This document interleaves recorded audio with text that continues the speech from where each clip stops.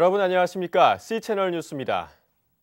한국기독교교회협의회 김영주 총무가 쌍용자동차 평택공장의 고공시위 현장을 찾았습니다.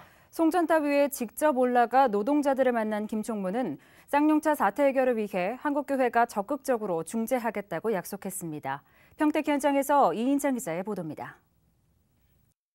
한상균 전 금속노조 쌍용차 지부장과 복기성 쌍용차 비정규직 수석 부회장이 169일째 고공농성을 이어가고 있는 쌍용자동차 평택공장 앞 송전탑. 이 현장을 한국교회 주요 교단이 참여하고 있는 한국기독교교회협의회에 김용주 총무가 방문했습니다. 교회 옆 정의평화위원과 실무진들이 동행한 이번 방문에서 김 총무는 크레인을 타고 송전탑 위에 올라가 장기간의 고공농성으로 지친 노동자들을 위로했습니다. 무엇보다 15만 4천 볼트 전류가 흐르는 송전탑에서 극도로 쇠약해진 노동자들의 건강이 염려된다며 하루빨리 송전탑에서 내려갈 것을 김 총무는 권유했습니다. 노동자들은 교회가 쌍용자동차 문제에 관심을 가져준 데 감사하다며 해고 노동자의 복직과 쌍용차 사태 국정조사의 실시가 관철될 때까지 시위는 계속하겠다는 뜻을 나타냈습니다. 쌍용을 위해서 기도도 하고 하도록 그렇게 각종 자료도 내보내고 또 막 이야기를 하는 게 좋으니까 나는 오늘 좀 욕심인데 내려갔으면 좋겠어. 함께 지금 이 상처를 어루만질 수 있는 진정성으로 나온다면 저희는 어떤 조건을 가지고도 대화를 하려고 하고 있습니다. 그런데 그런 길까지가 너무나 멀고 고통스럽습니다. 정말이죠. 송전탑에서 내려온 김영주 총무는 최근 교회 옆 실행위원회가 쌍용차 사태 해결을 위한 대책위원회를 구성했다는 사실을 알렸다며 앞으로 대책위가 여야 협의체를 비롯해 노조와 사측 모두의 의견을 듣고 중재를 위한 본격적 활동을 펼쳐가겠다고 계획을 전했습니다. 또 WCC 총회를 앞두고 세계교회의 쌍용차 사태에 따른 노동자 문제 실상을 알리고 세계교회 협력을 이끌어내겠다는 뜻도 전했습니다. 우리 한국 교회가 짊어져야 될 중요한 과제로 삼고요. 그리고 필요하다면은 세계 교회에다가도 쌍용자동차가 이런 어려움들이 있다라는 걸 알리고. 김영주 총무가 내려온 직후에는 의료진들이 송전탑에 올라가 노동자들을 검진했습니다. 검진을 마치고 내려온 의료진들은 복기성 씨의 혈압과 허리 통증이 염려되는 상황이며 우울증 등의 증상도 보이고 있어 송전탑에서 시급히 내려올 필요가 있다고 검진 결과를 전했습니다. 지금 봐서는 그냥 분명히 좀 위급한 상황은 사실이고요. 혈압 자체나 아니면 뭐 우울증 초기 증상 이런 것 때문에라도 분명히 뭔가 좀 급한 조치가 필요할 것 같습니다. 송전탑에 오르기에 앞서 김 총무는 금속노조 쌍용차 지부 김정우 지부장을 비롯한 노조 관계자들을 만났습니다. 노조 관계자들은 해고 노동자들이 하루빨리 현장에 복귀하는 것이 가장 중요하며 사측이 제기한 수백억에 달하는 손해배상과 가압류도 해결할 수 있도록 한국교회가 관심을 가져달라고 요청했습니다. 해고자 문제 그리고 이 정상화 문제에 대해서 함께 얘기를 맞대고 하자라고 하는 공문, 대화 촉구 수택했는데 이게 잘 안 돼요. 지금도 역시나 이제 그런 입장들은 이제 여전하다는 거지 국회.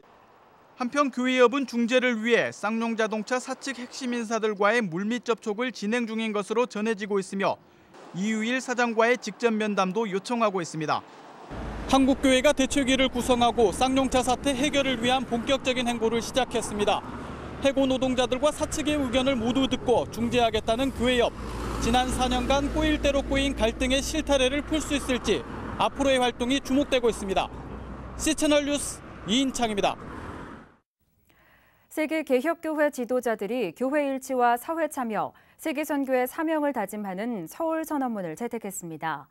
세속적이고 이기적인 교회의 잘못을 회개하고 개혁주의 신앙의 순수성을 회복하자는 다짐이 담겼습니다. 곽영진 기자의 보도입니다.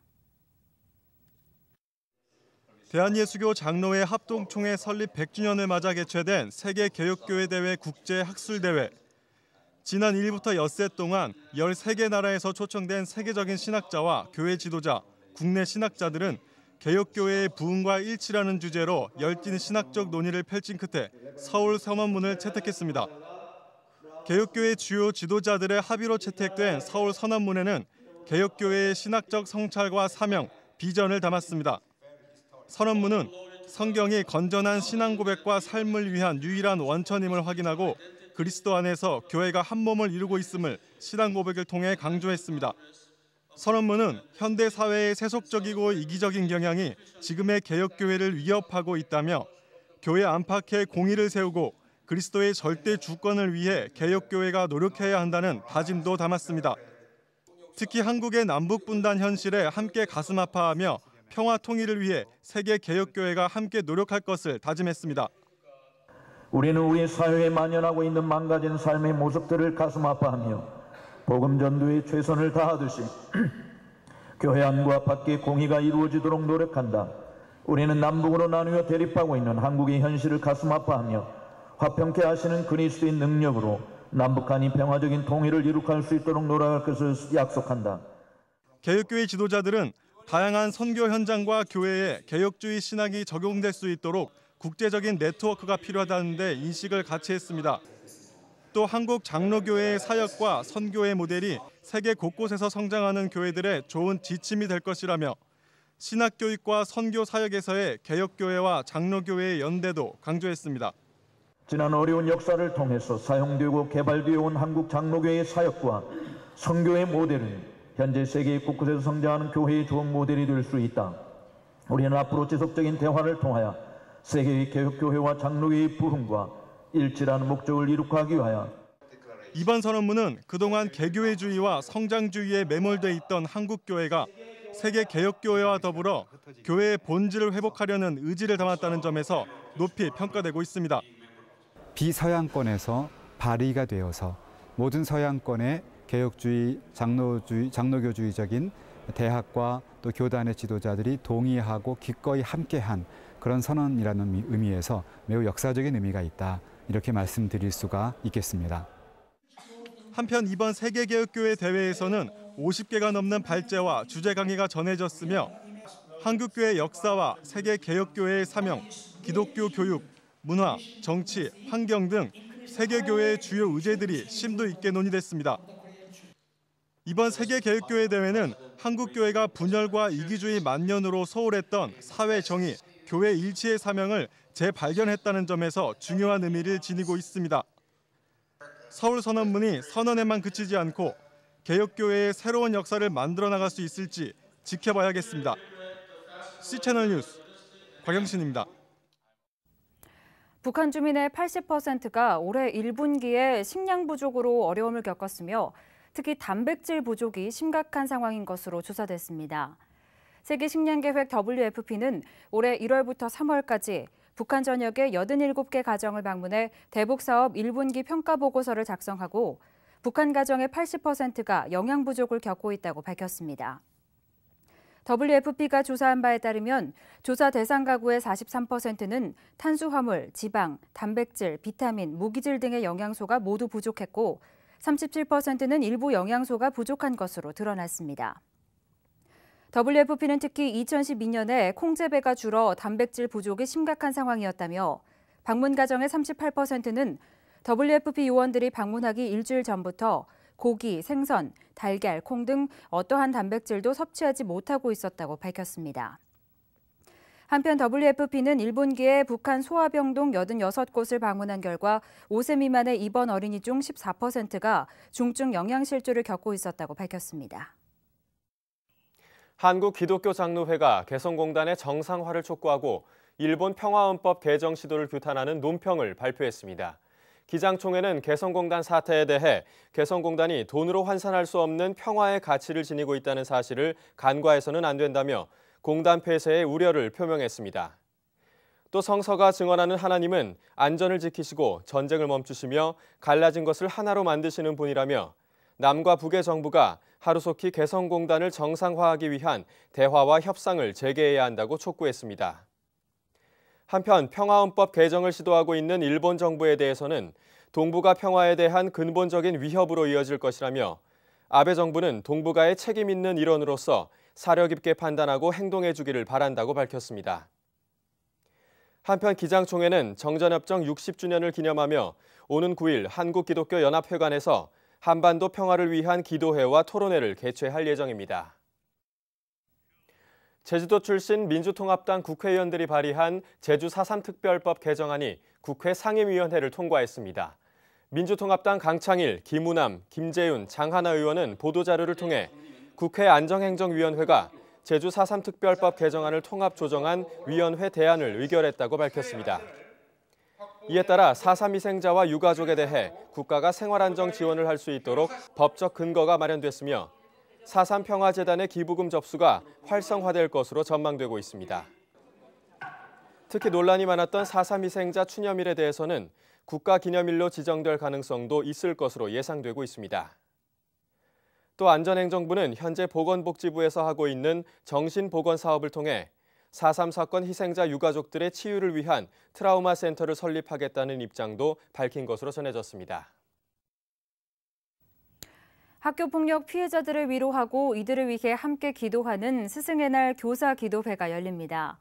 좋은교사운동과 기독교 학교교육연구소 등은 오는 14일 세문안교회와 광화문 광장에서 스승의 날 기도회를 개최하고 이 자리에 학교폭력 피해자들을 초청할 계획입니다. 주최 측은 학교폭력으로 목숨을 끊는 아이들의 사연이 모두를 아프게 한다며 오늘날의 학교가 성적과 행정 업무에 매몰돼 아이들의 아픔을 무력하게 바라보고 있다고 비판했습니다. 이번 스승의 날 교사 기도회에 대해서는 학교폭력의 문제가 교사 자신들의 책임이라며 교육의 본질을 회복해야 한다는 간절한 사명감을 갖고 기도의 자리에 모일 것이라고 강조했습니다. 한편 좋은교사운동은 지난 4월 5차례에 걸쳐 학교폭력 대안 마련을 위한 연속 토론회를 개최했으며 5월 중에는 학교폭력 문제에 대한 좋은교사운동의 대안을 제시하는 지역순회 세미나를 개최할 예정입니다. 개교 112주년을 맞이한 장로회 신학대학교가 감사 예배와 명예신학박사 학위식을 가졌습니다. 동문과 재학생 등이 참석한 가운데 예장통합 증경총회장 방지일 원로 목사는 하나님의 은혜로 장신대가 지금까지 이어져 왔다며 장신대를 졸업한 이들이 보혜사 성령님의 말씀을 세상에 전하는 데에 최선을 다하길 바란다고 당부했습니다. 기념식에서는 한국 교계와 신학계의 발전에 기여한 이들에게 명예신학박사 학위가 수여됐습니다. 올해에는 김유수, 박희민, 박창하 박사가 명예신학박사 학위를 받았습니다. 박희민 박사는 부족하지만 이러한 학위를 주신 것은 하나님의 은혜라며 한국 교계와 신학계를 위해 더 노력하라고 주신 상으로 알고 최선을 다하겠다고 소감을 밝혔습니다. 장신대는 지난 1995년부터 총장과 10인 이상의 교수 및 이사회에서 추천받은 목회자에게 명예신학박사 학위를 수여해왔으며 올해까지 총 28명에게 학위가 수여됐습니다. 이 밖의 뉴스와 날씨를 전해드립니다. 평화재단 평화연구원이 5월 14일 한반도 안정화, 한미 정상회담부터가 시작이다라는 제목으로 전문가 포럼을 개최합니다. 포럼에서는 북한 문제 해결을 위한 한미 정상회담의 성과와 과제를 짚어볼 예정입니다. 팔레스타인 평화한국 그리스도인 네트워크가 팔레스타인 현지 단체들과 협력해 대한 성지순례 프로그램을 진행합니다. 순례 기간은 6월 25일부터 7월 6일까지며 5월 17일까지 참가자들을 모집합니다. 하트하트 재단이 5월 7일 시각장애 아동 직업체험활동 드림 프로젝트 후원 행사를 개최했습니다. 이날 시각장애 아동 500여 명은 직업체험 테마파크를 찾아 다양한 직업을 경험했습니다. 고신대학교와 개혁주의 학술원이 오는 21일 목회와 성경 해석을 주제로 제5회 칼빈 학술대회를 개최합니다. 부산 고신대에서 진행될 학술대회에서는 신학도를 위한 칼빈의 해석학, 칼빈의 이미지와 동양의 인식 사유 등에 대해 발제됩니다. 날씨입니다. 계속해서 동해안에 위치한 고기압의 영향을 받겠습니다. 전국이 맑겠고 낮엔 다소 더운 날씨가 이어지겠는데요. 하지만 아침에는 강원 산간과 일부 내륙에서 안개가 끼는 곳이 있겠으니 교통안전에 유의하시기 바랍니다. 아침 기온은 대구 11도, 서울 13도를 기록하겠습니다. 낮 최고 기온은 서울 24도, 강릉이 27도까지 오르겠습니다. 바다의 물결은 남해에서 2.5m까지 일겠습니다. 주간 날씨입니다. 금요일에는 전국에 비 소식이 있습니다. 따라서 기온이 잠시 내려가겠는데요. 하지만 다시 금세 기온이 오르면서 주말엔 맑고 따뜻해지겠습니다. 뉴스를 마칩니다. 시청해주신 여러분 고맙습니다.